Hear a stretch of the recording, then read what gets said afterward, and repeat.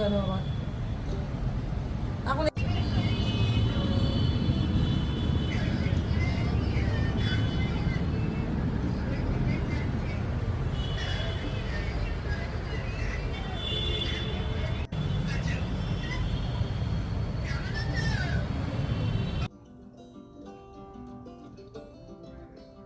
কাল আমাদের marriage anniversary ছিল।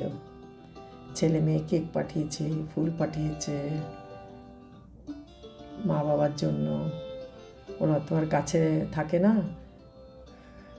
কেননা চাকরি বাকরি সূত্রে ওদেরকে বাইরে থাকতে হয়, বছরে 1-2বার আসে। কিন্তু আমরা নিজেরাই নিজেদের মতন করে মানাই, তাতে বাচ্চারাও খুশি হয়, আমরাও খুশি হই, এইভাবেই চলছে। তো কালকে সকালবেলা আমরা কি করব, যথারীতি সকালটা যেরকম নর্মালি যায়, তারপর বিকালবেলা আমরা গিয়েছিলাম একটু মন্দিরে গিয়ে একটু বসলাম। ওখানে একটু রাধাকৃষ্ণ মন্দির, এখানকার খুব ফেমাস মন্দির, তো সেখানে গেছিলাম। খুব ভালো লাগলো। বেশ কিছুদিন পর গেলাম সেই মন্দিরটা, খুব সুন্দর মন্দির, কখনো তোমাদেরকে আমি দেখাবো মন্দিরটা। তো সেখানে গেছিলাম, তারপর এসে ওদের পাঠানো কেক কাটিং করলাম।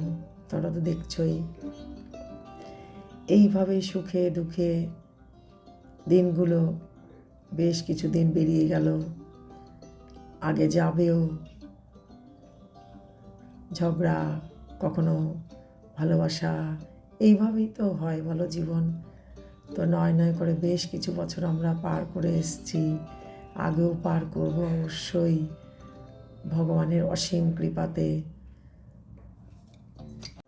আমাদের জানো কখনোই না ম্যারেজ অ্যানিভার্সারি সেভাবে পালন করা হতো না, কেননা ছেলের পরীক্ষা, মেয়ের পরীক্ষা, এই সময়টা তো সব সময়তেই অ্যানুয়াল পরীক্ষা থাকে বলো, সবার ঘরেই অ্যানুয়াল পরীক্ষা থাকে, যার জন্য একদম সেভাবে কখনোই ইয়া তো কোনো ম্যাথস এক্সাম বা ইংলিশ কিছু না কিছু এক্সাম থাকতোই, বা নেক্সট ডে থাকতো, এরকম হতো, যার ফলে সেইভাবে আমরা পালন করিনি।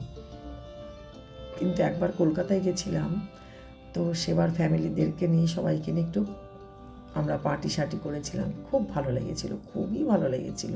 সেটা তো আমি তোমাদের সাথে শেয়ার করেছি। যাই হোক, ভালো আছি, তোমরাও ভালো থেকো।